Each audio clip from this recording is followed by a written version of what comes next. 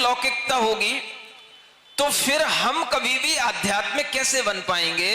और अगर वह भगवान भी हमारी ही तरह है तो फिर तो ये वही हो गया, गुरु भी लोभी शिष्य भी लोभी। वो क्या बोलते हो, दोनों गए नरक में, नरक में होने लगा ठेलम ठेला। जैसे यहां पर हो रहा है वैसे ही नरक में हो रहा है।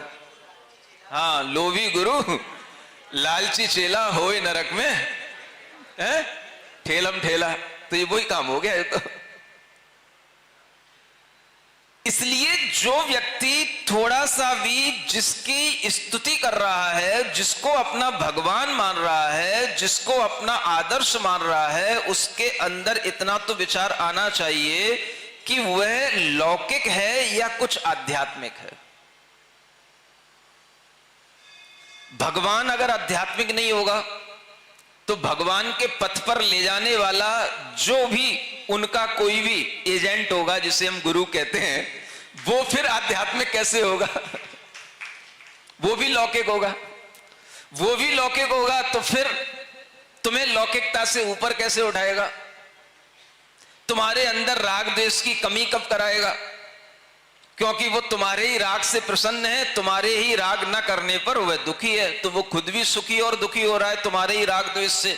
तो फिर वह भी जब लौकिकता से ऊपर नहीं उठा तो वह तुमको कैसे इस लौकिकता से उठा करके आध्यात्मिक जगत की यात्रा करा पाएगा? सुनते हो ना, भगवान कैसा हो ये एक बहुत बड़ा डिसीजन है। मैं इस बात पर बहुत जोर देता हूं और बार बार कहता हूं, अपने अंतरंग में बुद्धिपूर्वक ये निश्चय करो पहले कौन सा ऑप्शन आपके लिए होना चाहिए। जब आप कहते हो हे भगवान, हे भगवान, oh God, what is the real nature of that God? उस गॉड का स्वरूप क्या होना चाहिए? कौन सा गॉड आपकी दिमाग में आता है? वह भगवान अगर ऐसा है जैसा आचार्य समंतभद्र महाराज कह रहे हैं तो वह भगवान वीतराग भी है और भगवान वीत द्वेष भी है। वीतराग होने से हे भगवान अब आपको पूजा से कोई प्रयोजन नहीं रहा। ये किसके लिए कहा जा रहा? भगवान के लिए कहा जा रहा। अपने लिए मत लगा लेना, हे भगवान आप वीतराग हो गए तो अब हमें आपकी पूजा से क्या प्रयोजन रहा। हम अपने लिए लगा सकते हैं इस लाइन को है? क्योंकि लिखा तो कुछ ही नहीं है, सोचना पड़ेगा। इसलिए मैं दोनों ऑप्शन दे रहा था, ये लाइन किसके लिए? अब आप वीतराग हो गए तो अब हम क्या करें आपकी पूजा करके? आपको कोई हमसे मतलब ही नहीं रहा। आप वीत द्वेष हो गए तो भी अब आपकी पूजा से हमें क्या मतलब निकलेगा? आप हमारे दुश्मन का तो कुछ बुरा करने वाले हैं ही नहीं, ना आप हमारी पार्टी में शामिल होने वाले, ना उसकी पार्टी में शामिल होने वाले। आप तो नहीं समझे, ना कौरव की पार्टी में शामिल होने वाले, ना पांडव की पार्टी में शामिल होने वाले। अब तो आप में कुछ बचा ही नहीं, न कौरवों से राग है न और द्वेष है, न पांडवों से राग है। नहीं समझ में आ रहा? जब भगवान में राग द्वेष रहा ही नहीं तो फिर हम क्यों जाएं भगवान से प्रार्थना करने? तो एक तो लाइन का अर्थ यह निकल रहा है कि हे भगवान आपकी पूजा से क्या प्रयोजन जब आप में कोई वीतरागता आ गई, आप में कोई राग रहा ही नहीं, आप में किसी के प्रति द्वेष रहा ही नहीं, तो फिर आप किसी के मतलब के रहे ही नहीं। एक तो ये भाव है। बोलो, फिर वही बात आ जाएगी, अगर ऐसा पुरुष किसी के मतलब का नहीं रहा तो फिर मतलब का पुरुष कौन सा होगा? तो फिर वो ए वाला होगा जो लुढ़क रहा है और लुढ़का रहा है। तो फिर वहां पर भी जाके देखे तो वहां पर भी डेंजरस दिखता है वो सीन। नहीं समझ आया? बोलो क्या करना है? इसलिए यह विचार करने के लिए यहां पर प्रेरित किया जा रहा है कि हम ये विचार अपनी पूजा के लिए ना करें। ये विचार किसके लिए है? ये भगवान के लिए। भगवान को हे भगवान पूजा से प्रयोजन नहीं और हे भगवान आपको निंदा से भी प्रयोजन नहीं। ऐसा देख करके हमारे मन में एक अलग भगवान के प्रति अट्रैक्शन उत्पन्न होना चाहिए। ऐसे आध्यात्मिक व्यक्ति को अपने सामने रख करके हमारे अंदर एक उनके प्रति अटैचमेंट का भाव आना चाहिए। आ सकता है? भाई तुम राग नहीं कर रहे हो तो हम क्यों करें? लौकिक प्राणी के लिए बड़ा मुश्किल होता है। जब वो कहता है आई लाइक यू, तो वो ये सुनना चाहता है सामने वाले से आई ऑल्सो लाइक यू। नहीं समझ में आया? जब हम किसी से कहते हैं आई लव यू, तो वो सुनना चाहता है सामने वाले से आई ऑल्सो लव यू। अब जब यही बात हम भगवान के सामने करेंगे कि हे भगवान, हम तो आपकी पूजा कर रहे हैं, आपकी खूब स्तुति कर रहे हैं, लेकिन आप हमारे लिए कभी भी प्रसन्न नहीं हो रहे हैं, आपको हमारी पूजा से कोई प्रयोजन नहीं मिल रहा है, तो ये बात हमें हमेशा स्वीकारता में रहेगी कि नहीं रहेगी, ये ध्यान रखना है हमेशा के लिए। एक बार अगर हमने ये निश्चय कर लिया कि भगवान ए क्वालिटी का है या बी क्वालिटी का है, समझ में आ रहा है ना? अगर वो बी क्वालिटी का निश्चय कर लिया, तो फिर आपको यह भी सोच लेना पड़ेगा कि भगवान को पूजा से कोई प्रयोजन नहीं और भगवान को निंदा से भी कोई प्रयोजन नहीं। पहले ये डिसाइड कर लो, पक्का ऐसा ही भगवान पसंद है कि नहीं आपको? क्यों भाई मनीष, क्या विचार चल रहा है? कौन सा भगवान पसंद है?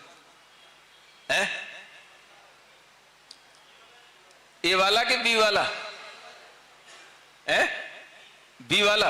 देखो, हर पढ़े लिखे व्यक्ति को, वो किसी भी संप्रदाय का हो, समझ आ रहा है ना? वो मनीष गुप्ता हो, दीक्षित हो, क्या हो, गुप्ता हो, नाम क्या पूरा?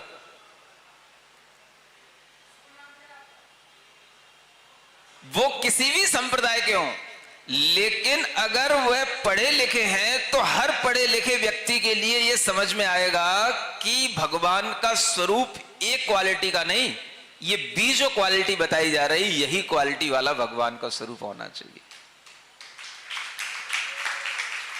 भगवान सबके प्रति सम होना चाहिए, भगवान के अंदर न्यूट्रल मोड होना चाहिए, और जब कोई भगवान न्यूट्रल होगा तभी वह करेगा कुछ नहीं, लेकिन उस न्यूट्रल मोड में इतना इफेक्टिव मोड आ जाता है कि जो उसके निकट आएगा उसके ऊपर उसका इफेक्ट अपने आप आ जाएगा। सुन रहे हो? सबसे ज्यादा एनर्जी जो कंसंट्रेट होती है वो न्यूट्रल मोड में होती है। पॉजिटिव मोड में भी एनर्जी का फ्लो है, नेगेटिव मोड में भी एनर्जी का फ्लो है, और एनर्जी जो कंडेंस होती है, एनर्जी की सबसे ज्यादा पोटेंशियलिटी स्वयं मल्टीपल ऑर्डर में बढ़ती है, वो न्यूट्रल मोड में बढ़ती है। तो जो जितना न्यूट्रल मोड में होगा वो उतना आध्यात्मिक होगा, और जो जितना आध्यात्मिक होगा वह राग और द्वेष में तो नहीं पड़ेगा, लेकिन उसके निकट जो आएगा उसके ऊपर उसका इतना शुद्ध प्रभाव पड़ेगा कि वह भी उन गुणों से भरपूर हो जाएगा जिसके वह निकट आया है। और वह गुण क्या है? यही आध्यात्मिक गुण कहलाता है। यही सबसे बड़ी अध्यात्म की पहचान है जो भगवान के अंदर भी हमें करनी चाहिए, और जिस रास्ते पर चलने वाले गुरु होते हैं उनके अंदर भी यही भाव रहता है, वो इसी की साधना करते हैं। वीतराग भगवान के रास्ते पर चलने वाला गुरु भी वीतरागता की उपासना के साथ में इसी तरह के राग और द्वेष से हटकर के जब आगे बढ़ेगा, तभी वह अपनी उस आध्यात्मिक यात्रा को भगवान के पास तक पहुंचा पाएगा। अब प्रश्न उठता है, हे भगवान, चलो मैंने ये तो डिसाइड कर लिया कि आपको पूजा से कोई, प्रशंसा से कोई प्रयोजन नहीं, आपको निंदा से कोई प्रयोजन नहीं। अब मैं अपने लिए सोचता हूं मुझे क्या बेनिफिट है आपकी पूजा से, आपकी प्रशंसा से, जब आपको कुछ नहीं हो रहा है। तो इसके लिए आचार्य समंतभद्र महाराज इसका समाधान दे रहे हैं। ऊपर की 2 लाइनों में तो उन्होंने भगवान के लिए कह दिया, न पूजयार्थस्त्वयि वीतरागे न निंदयानाथ विवांत वैरे तथापि ते पुण्य गुण स्मृतिर न। तथापि माने फिर भी, ते माने आपके पुण्य गुणों की स्मृति, आपके बिल्कुल न्यूट्रल रहते हुए भी हे भगवान आपके पुण्य गुणों का जो स्मरण करता है। कैसे गुणों का? पुण्य गुणों का। पुण्य माने जो अच्छे होते हैं, प्रशस्त होते हैं, सबके लिए अच्छे लगने वाले होते हैं, उन गुणों का जो स्मरण करता है।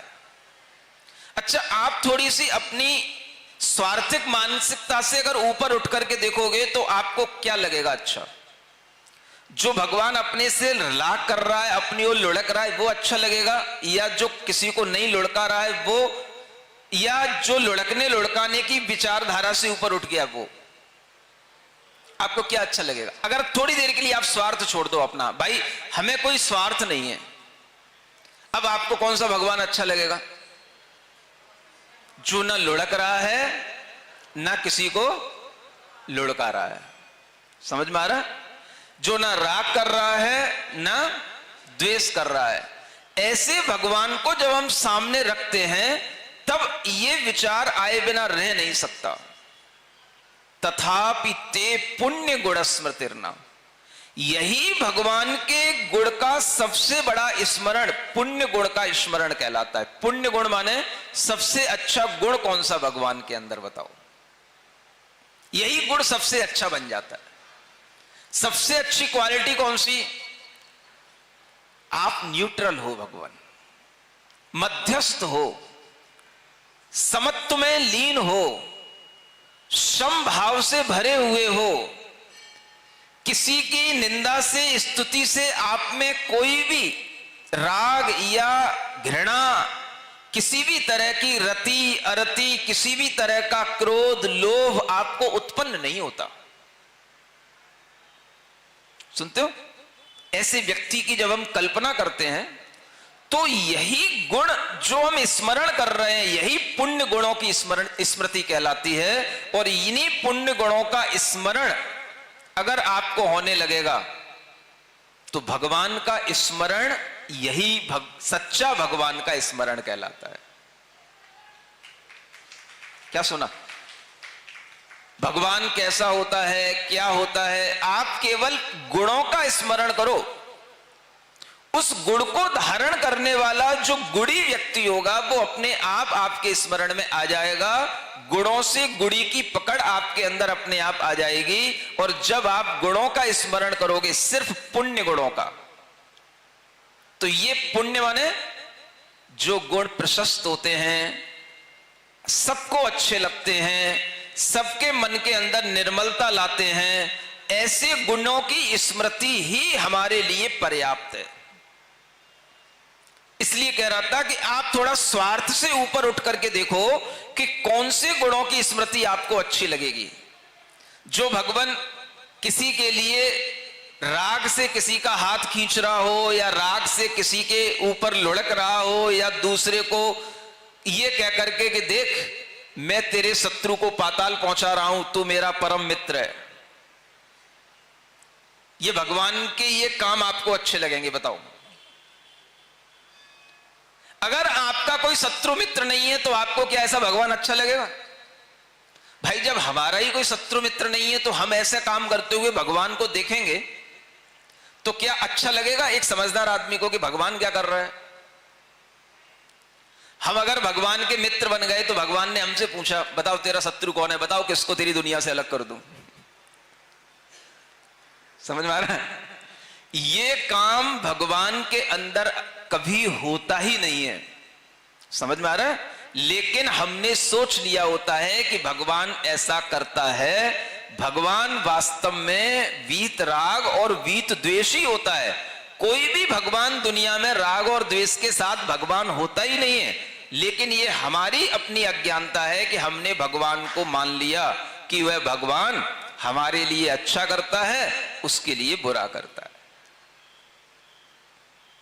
क्योंकि वो भगवान के लिए बुरा करता है, इसलिए उसका बुरा हो रहा है। ये भी हमारी सोच भगवान के प्रति, भगवान के स्वरूप के प्रति नहीं है। इसलिए अगर हमें भगवान के गुणों का स्मरण करना है तो सबसे बड़ा गुण कौन सा?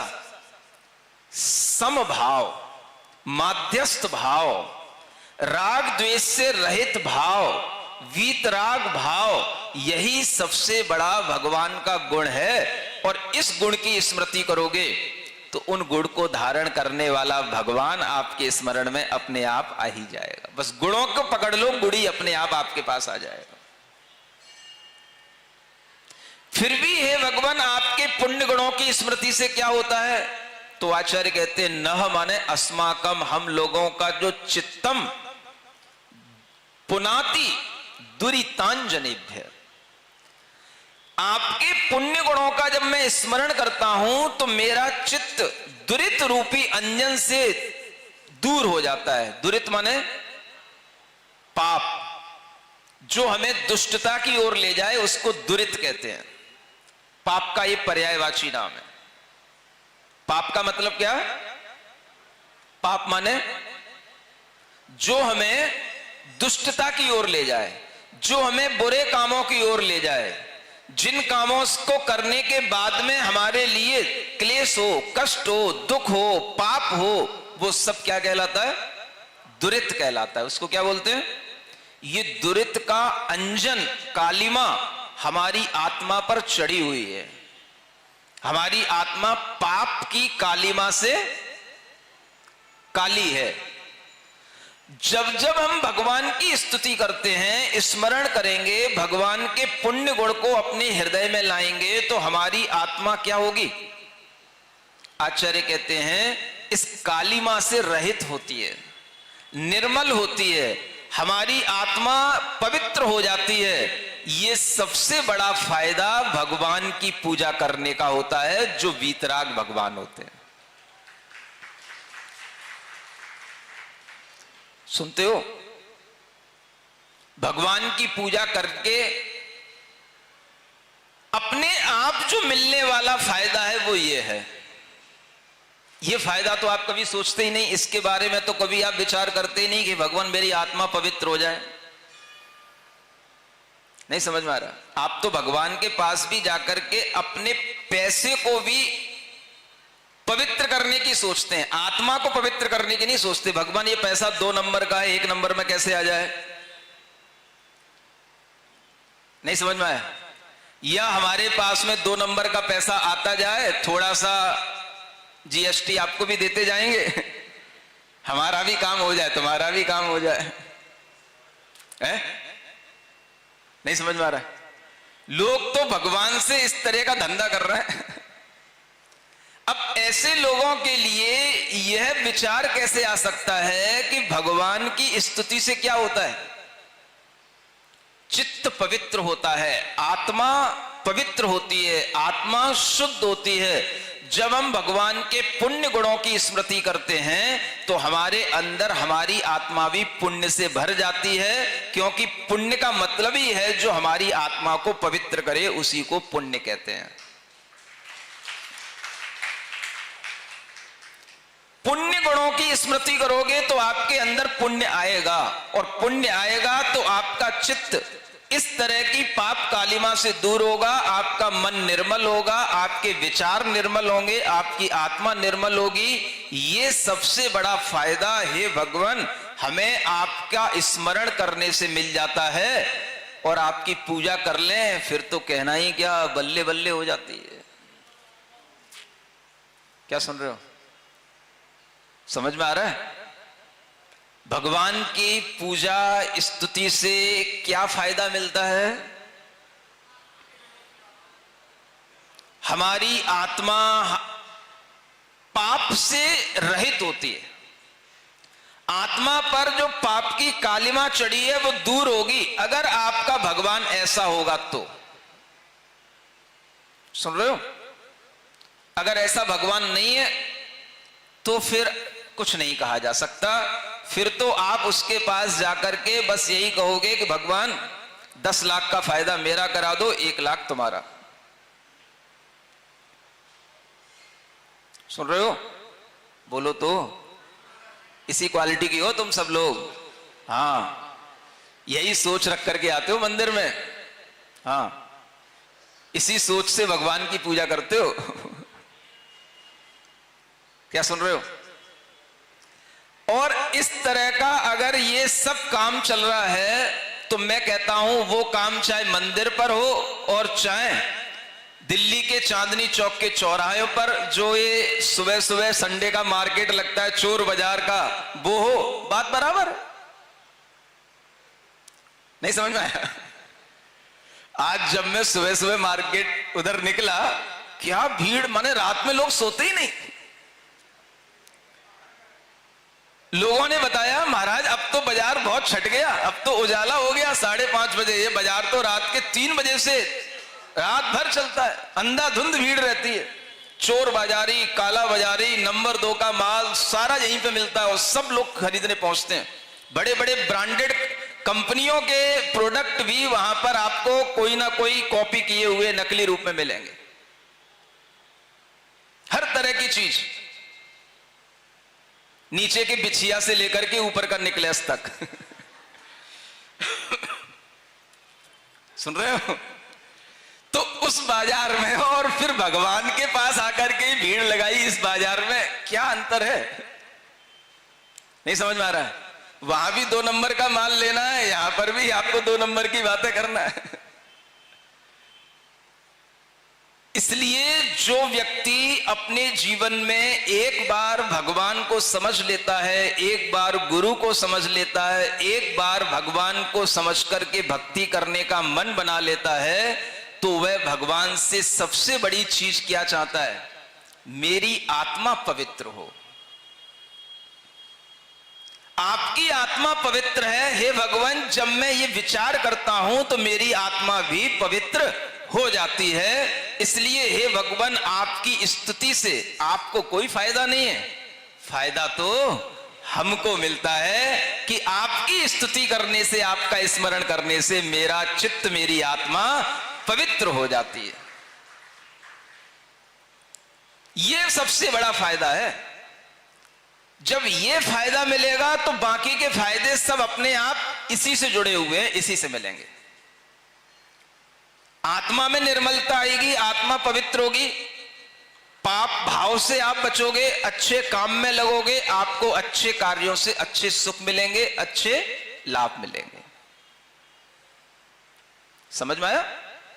अच्छी चीजों की प्राप्ति जो आपको सुख के लिए चाहिए वो भी आपको पुण्य भाव से ही मिलेगी, पाप से नहीं मिलेगी।